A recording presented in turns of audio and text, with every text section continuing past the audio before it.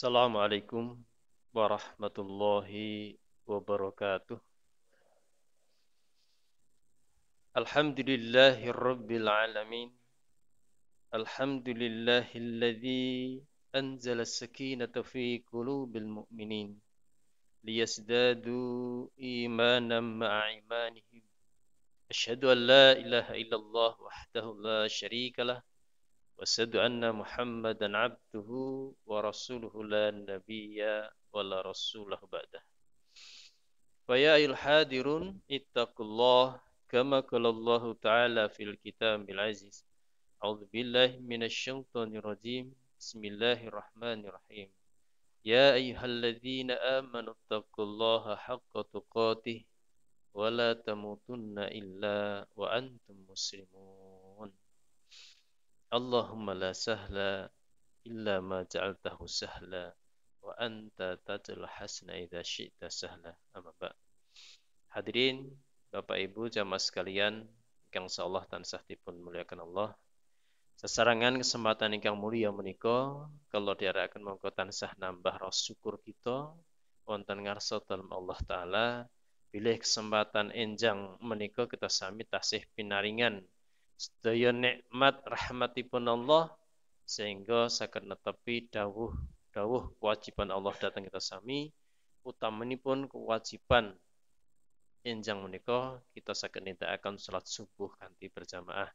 Salat salam mugi tetep dipunimpahaken dumateng junjungan kita ingkang dados suri tauladan kita Nabiullah Rasulullah Muhammad sallallahu alaihi wasallam ingkang kita tenggo-tenggo syafaatipun wonten yaumul akhir mangke.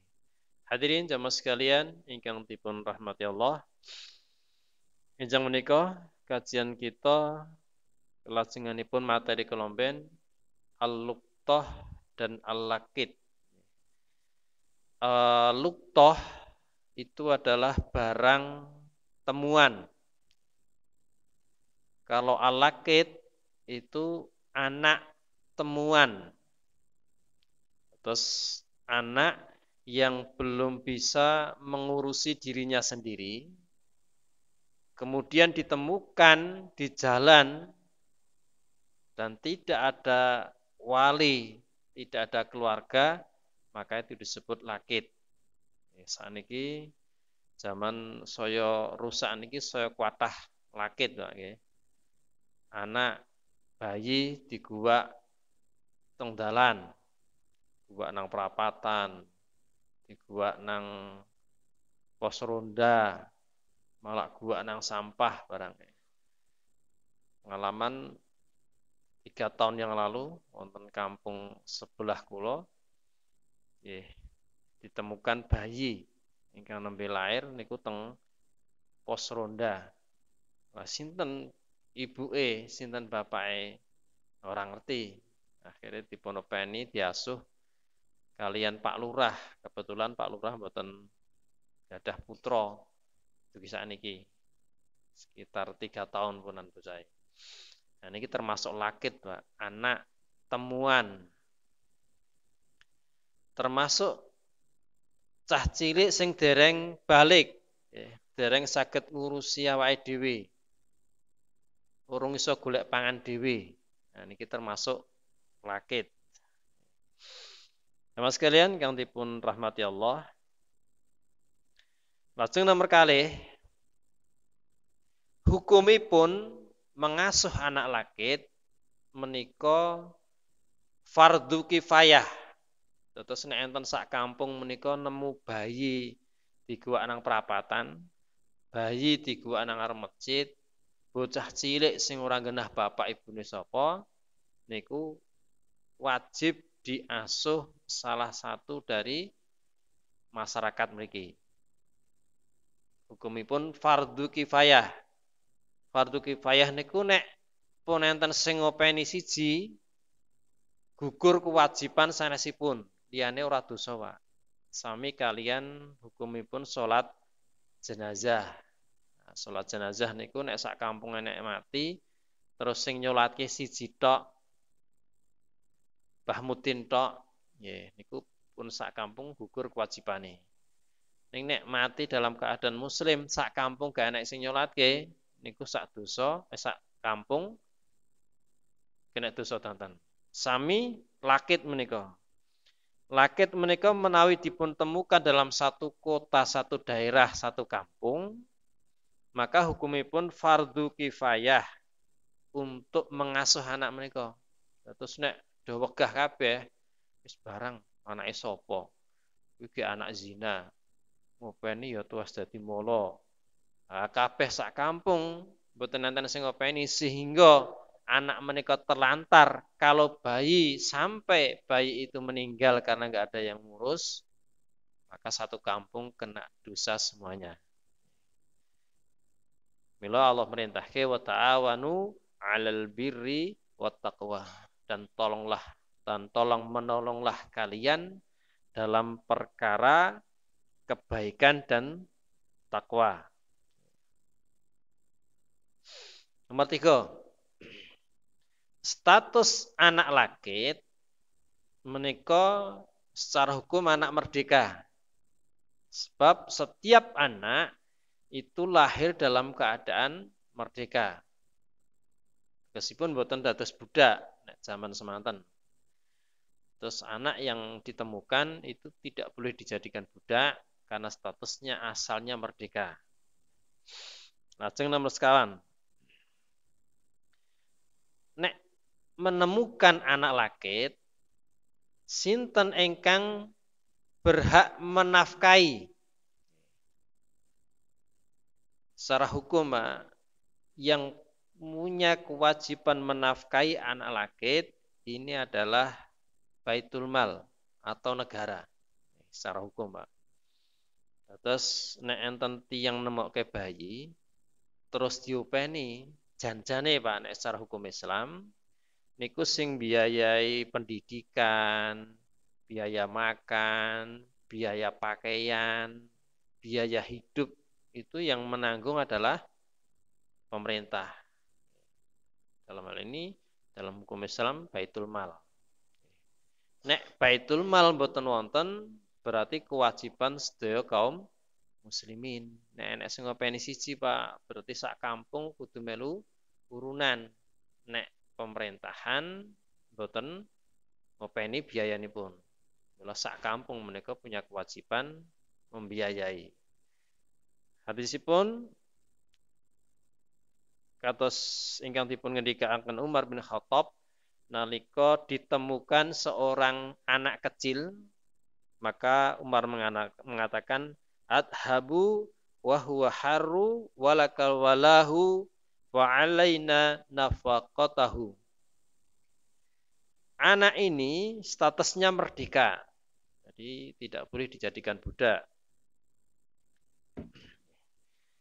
Kamu mendapatkan walaknya, yang menemukan itu mendapatkan hak menjadi wali, dan kami yang menanggung nafkahnya. Artinya yang menemukan ini yang menjadi wali, dianggap sebagai keluarganya.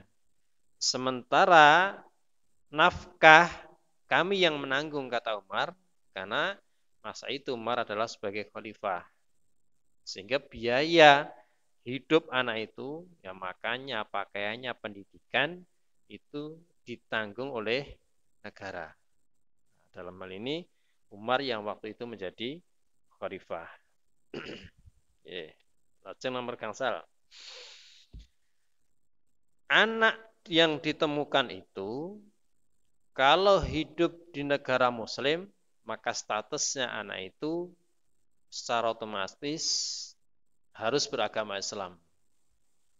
Dalilnya karena semua anak yang lahir itu fitrahnya asalnya adalah Islam. Kullu mauludin yuladu 'alal fitrah. Setiap anak yang lahir itu lahir dalam keadaan fitrah. Fitrah itu artinya Islam.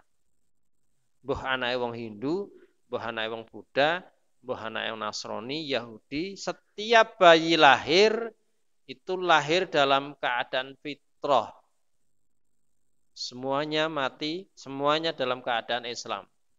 Mila beberapa hadis disebutkan menawi anak menika lahir kok terus mati, maka sudah dijaminkan anak itu akan mendapatkan nikmat kubur, sudah dijaminkan pasti masuk surga. Karena setiap anak lahir dalam keadaan Islam. Anak orang kafir sekalipun. Setiap anak lahir dalam keadaan Islam. Nah, termasuk niki status agama anak ini harus distatuskan agama Islam. Sekali lagi karena setiap anak yang lahir itu dalam keadaan fitrah. Fitrah berarti dalam keadaan Islam. Kemudian siapa yang berhak mengasuhnya? Ketika bayi ini, anak kecil ini ditemukan oleh seseorang, kemudian orang itu orang yang baik, orang yang dapat dipercaya, agamanya baik, maka dia yang berhak mengasuh anak itu. Sebagaimana di masa Umar pernah terjadi penemuan anak ini yang ditemukan oleh seorang sahabat namanya Abu Jumilah. Abu Jumilah ini kemudian ditanyakan Umar pada sahabat-sahabat yang lain, bagaimana Abu Jumilah ini? Wahai Khalifah, Abu Jumilah ini orang baik, amanah, jujur, adil, bisa dipercaya. Maka ketika menemukan anak ini, diserahkan sekalian Abu Juminah ini untuk mengasuh anak ini. Sementara biaya ditanggung oleh pemerintah, oleh negara. Tapi pengasuhan oleh Abu Jumilah. Kalau itu yang menemukan orang baik. Tapi kalau yang menemukan anak itu orang yang fasik, ahlul maksiat, bahkan orang kafir yang bisa merusak agama anak ini, maka kepengasuhan anak ini diambil alih oleh pemerintah. Harus menjadi anak baik, maka pengasuhnya harus dicarikan yang baik. Jadi sekalipun menemukan bayi, Pak, nek tiang menika mboten adil, fasik, ahlul maksiat, bahkan kafir, dalam hukum Islam tidak boleh mengasuh anak ini. Ajeng nomor 7.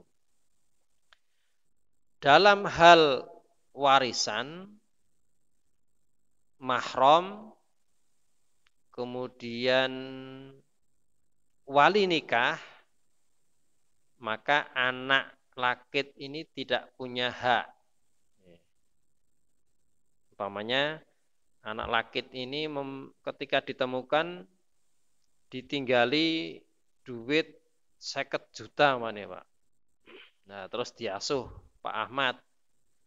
Maka ketika tiba-tiba anak ini meninggal, maka uang 50 juta ini tidak boleh diambil oleh Pak Ahmad yang mengasuh. Sekalipun apa ini Pak. Tapi tidak punya hak waris.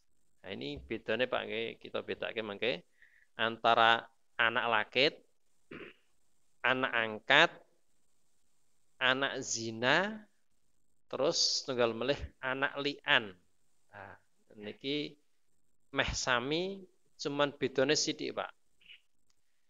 Kalau anak lakit, anak temuan yang tidak diketahui keluarganya, tidak diketahui nasabnya, maka nasabnya para ulama berbeda pendapat, boleh dinasabkan kepada orang yang menemukan ini. Tapi jumhur lebih kuat, itu dinasabkan kepada nama fiktif. Nama bapak sing sak-sake, Pak. Mamane kayak jeneng Ahmad bin Abdullah, apa Ahmad bin Abdul Umar. Niku bapake bapak fiktif jenenge. Paling aman niku, Pak. Jadi anak temuan, anak lakit, nasabnya sebagian ulama boleh dinasabkan kepada bapak yang menemukan, Nek jenenge Budi Bapak Ahmad ya Budi bin Ahmad. Sebagian boleh, tapi lebih selamat jumhur itu diberikan nasab kepada bapak fiktif. Pokoknya jeneng bapak sak-sae, Pak.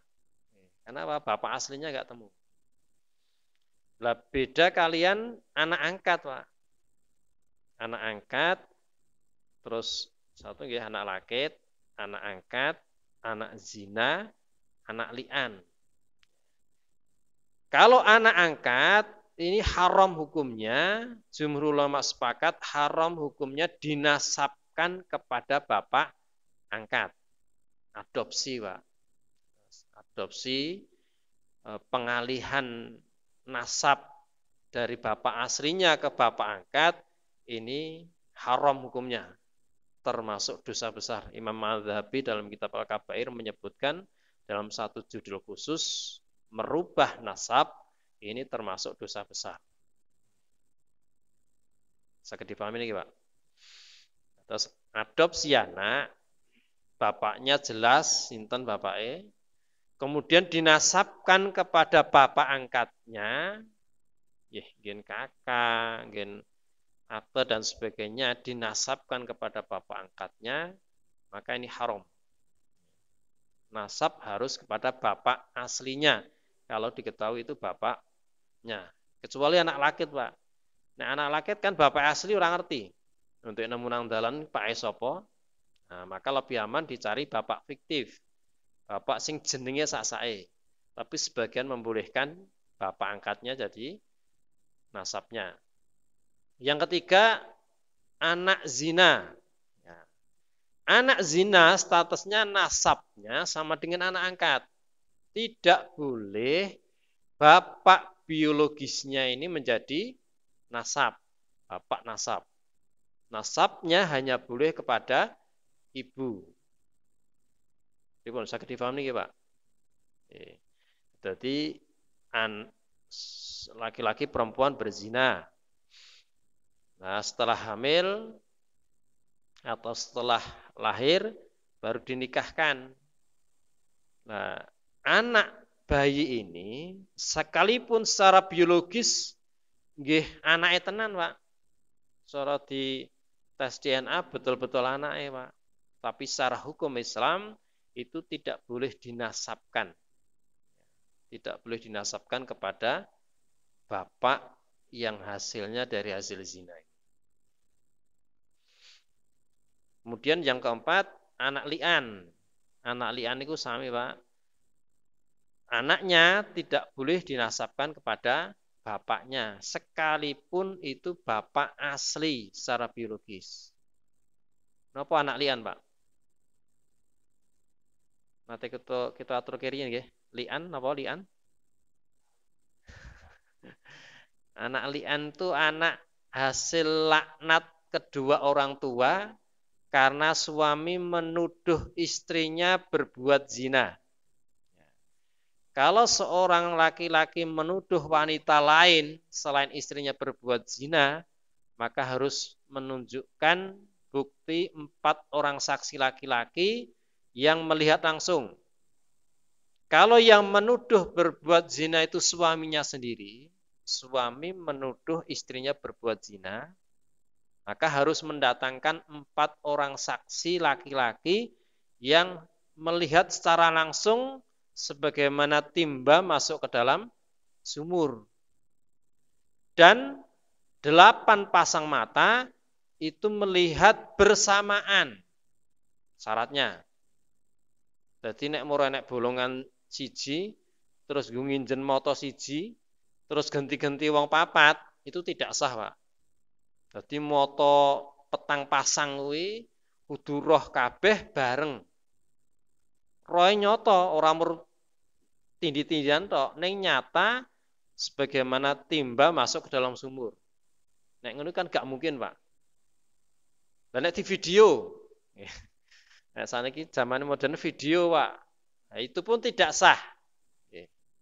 Dengan 2 mata saja tidak sah, video juga tidak sah. Pokoknya syaratnya harus 4 orang laki-laki melihat langsung. Nah, suami tidak bisa menunjukkan itu, maka suami harus bersumpah. Namanya sumpah li'an ini. Demi Allah, saya bersumpah bahwa istri saya telah berbuat zina. Diucapkan sampai 4 kali. Kemudian ditambah satu sumpah lagi, demi Allah, kalau sumpah saya salah, saya siap dilaknat Allah. Nek sing kakung pun sumpah ngoten, istri diminta sumpah. Apakah benar istrinya berbuat zina? Maka ketika benar istrinya berbuat zina, kena hukum rajam. Ning nek mboten, gua aku ra zina. Anak iki betul-betul anaknya bapak, anak suami. Maka istri diminta sumpah juga, demi Allah, saya bersumpah bahwa saya tidak pernah berbuat zina dan anak di dalam kandungan ini adalah anak suami saya. Diucapkan 4 kali, ditambah satu sumpah lagi, demi Allah saya bersumpah, kalau sumpah saya ini salah, maka saya siap dilaknat Allah. Maka ketika suami istri sudah melakukan li'an, sumpah ini, maka dalam hukum Islam keduanya harus berpisah untuk selama-lamanya. Selama-lamanya tidak boleh menikah lagi. Masih berat dibandingkan talak bain kubro. Kalau talak bain kubro, talak 3, itu sekalipun pisah bisa nikah lagi kalau istri sudah dinikahi orang lain kemudian dicerai, itu bisa nikah lagi. Tapi kalau li'an ini sudah pisah untuk selama-lamanya dan tidak bisa digabungkan, tidak boleh dinikahkan lagi. Kemudian status anak dari anak li'an ini sama dengan anak zina, Pak. Sekalipun kalau dites DNA itu betul-betul anaknya, tetapi tidak boleh dinasabkan kepada bapaknya. Pripun, saged difahami, Pak? 4 ini. 1 anak lakit, 2 anak angkat, 3 anak zina, 4 anak li'an. Nah, anak zina kalian anak li'an itu persis. Nasabnya tidak boleh dinasabkan kepada bapaknya, bolehnya hanya kepada ibunya. Itu dalam nasab.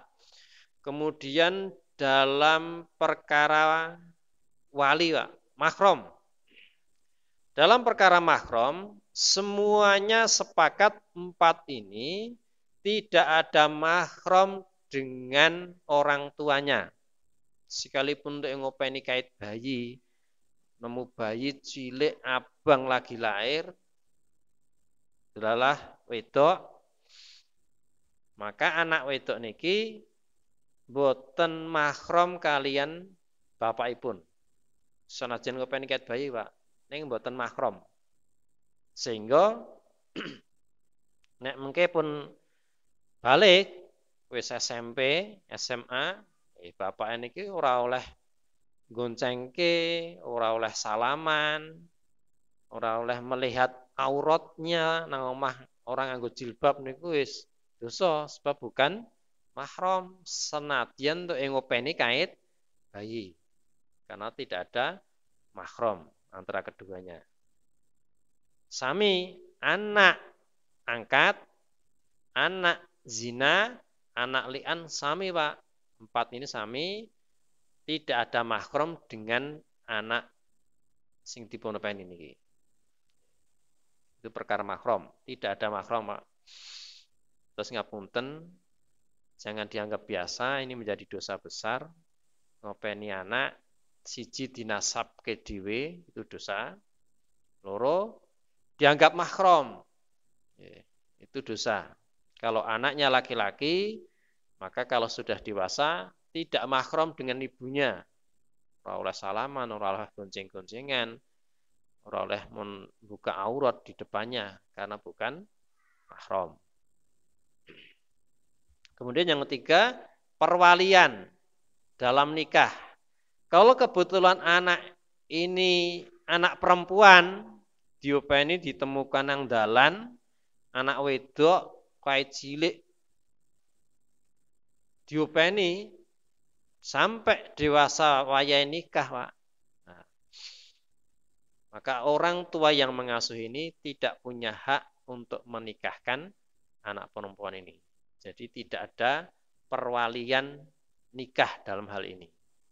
Nah, empatnya sama, Pak. Anak dari anak angkat, anak dari zina, anak dari li'an itu tidak boleh jadi wali nikah. Sekalipun sekali lagi anak zina, anak li'an secara biologis bapaknya, tetapi tidak ada hak untuk menikahkan anak perempuan. Termasuk anak angkat nih, Pak. Sing biasane parah niki anak angkat. Rumangsa diopeni kae cilik, nggih. Bahkan terus salah meneh wis dinasabke nang bapak yang angkat. Kemudian lagi nikah yang menikahkan bapak angkat. Ini menjadi dosa yang bertumpuk-tumpuk, Pak. Anak zina nggih ngaten, dudu anake dhewe, nasabe anak dari hasil zina terus dinasabke nang bapake niki, mergo wis dinikahke rumasane bojone. Tapi hasilnya zina. Ini sudah dosa. Kemudian nikah, bocah wedok ki nikah sing jadi wali, bapake niki. Maka batal pernikahannya menjadi dosa yang turun-temurun. Hati-hati ya. Nomor 4, tentang warisan. Warisan 4 golongan ini sama, tidak ada hak waris atau saling mewarisi. Anak laki itu tidak punya hak waris dari bapak angkat singopeni niki. Pun sebaliknya, kalau anak angkat anak laki ini sugih, maka bapak angkatnya juga tidak ada hak waris.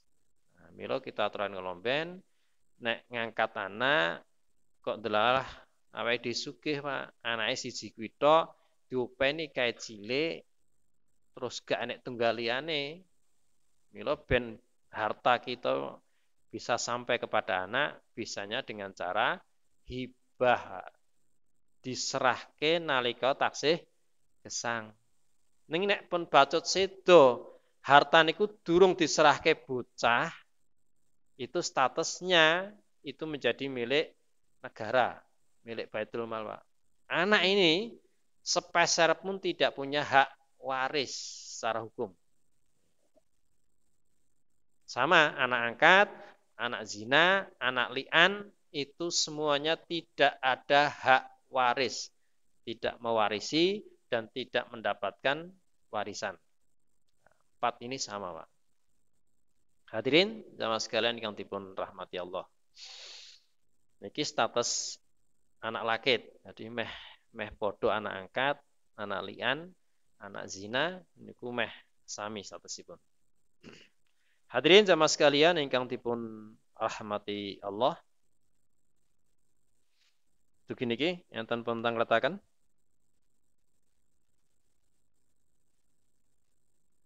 Dipun saged dipahami? Nek anak laki jarang-jarang, Pak. Nek dhewe. Nek kota radi akeh. Nemu anak nang dalan niku radi kathah anake sapa ra genah niku kathah nek kota. Nek kampung kados kita niki dereng nate nggih.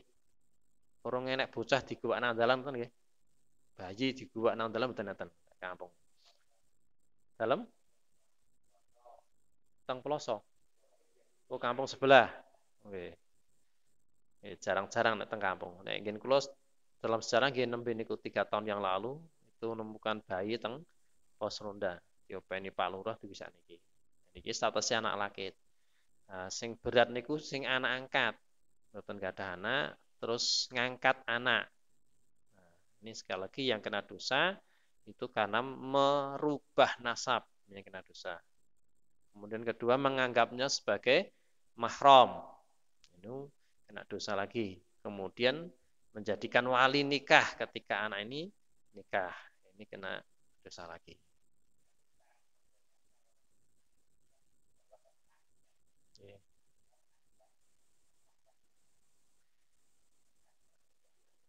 Sekalipun pemerintahan mengesahkan, tetapi hukum Islam tetap tidak mengesahkan. Sekalipun pemerintahan membolehkan Pak menganggap sah, tapi hukum Islam tetap menganggapnya haram. Tidak boleh. Merubah nasab itu enggak boleh. Kalau bapaknya jelas, tahu siapa bapaknya. Sehingga nanti akan kena dosa berturun-temurun Pak. Nasabnya diganti. Akhirnya kemudian dianggap mahram. Kan begitu anaknya. Sehingga interaksi bendino iki jane dudu mahram dadi mahram, kena dosa terus. Sampai kepada pernikahan. Jelas bapak angkat ini tidak punya hak sama sekali menjadi wali nikah. Ya, keempatnya ini baik anak laki, anak angkat, anak zina, anak li'an itu yang berhak menjadi wali nikah itu hanya satu. Siapa? Wali hakim. Orang nek bapaknya kok, Pak? Wali hakim. Dalam hal ini KUA. Sekali lagi, sekalipun perzinaan tadi, li'an tadi secara biologis bapaknya asli, Pak. Tetapi tidak punya hak untuk menjadi wali nikah. Anak laki sekalipun ngopeni kait cilik, rumasane wis anake dhewe, tetapi tetap haram, tidak boleh jadi wali nikah. Keempatnya ini yang berhak menjadi wali nikah hanya satu, yaitu wali hakim. Hadirin jamaah sekalian ingkang dipun rahmati Allah. Pripun begini iki? Saged dipahami atau bingung?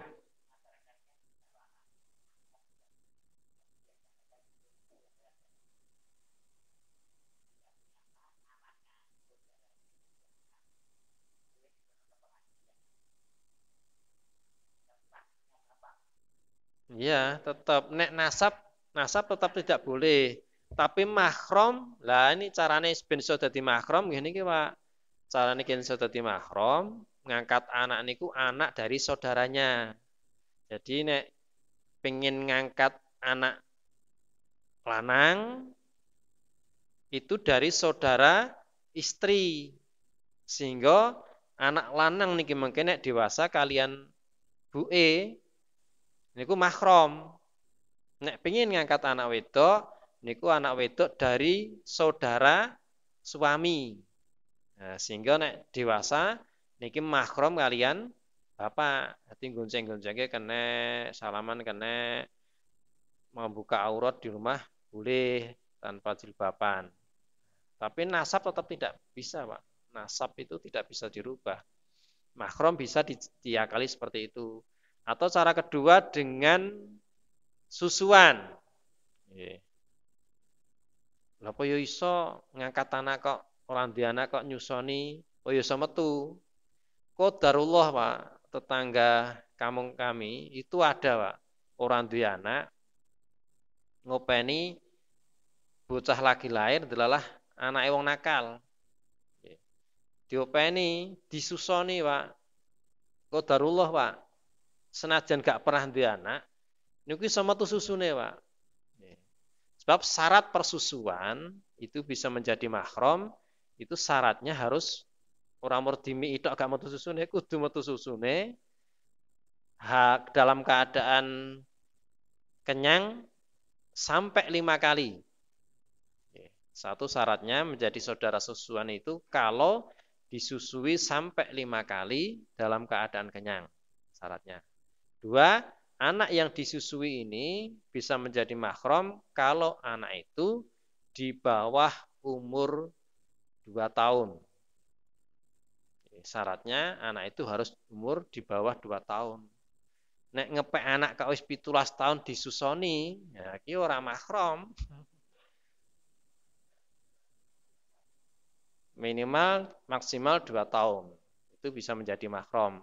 Jadi ngepek anak cilik terus disusoni ibuke, nah, itu nanti mahram dengan bu'e, dengan bapake, dengan saudara-saudaranya menjadi mahram. Pun? Nggih. Nggih.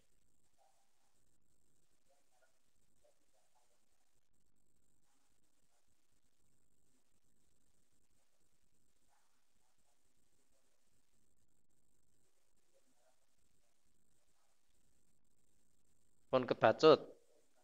Nggih. Termasuk nasabe. Nggih.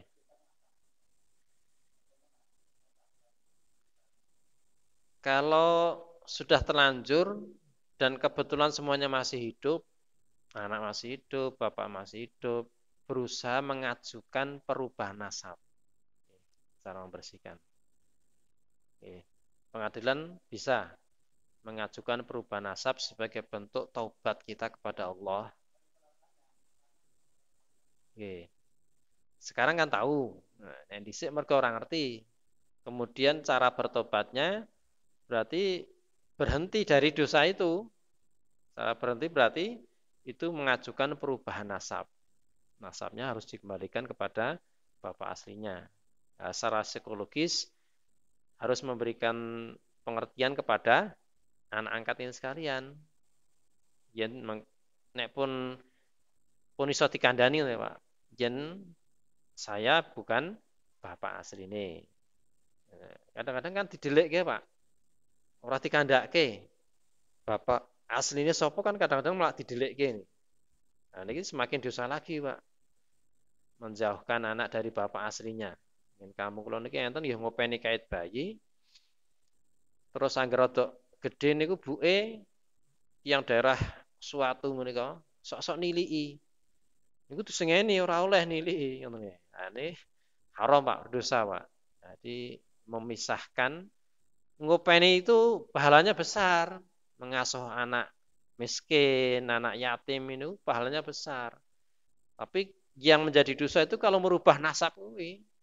Terus memisahkan jane buke pengen roh ora oleh. Nah, ini termasuk yang dosa, Pak. Nah, maka cara bertobatnya satu, berusaha mengembalikan nasab kepada orang tua aslinya. Dua, kalau itu sudah paham berarti masalah mahram saiki wis padha dewasane jangan dianggap mahram karena bukan mahram. Ya. Nah, terus nikah, nek demben kebacut dinikahke ya. Insyaallah untuk lebih selamat nikah ulang dengan wali hakim. Bapak angkat ini tidak berhak menjadi wali nikah. Insyaallah katan ulang sahab.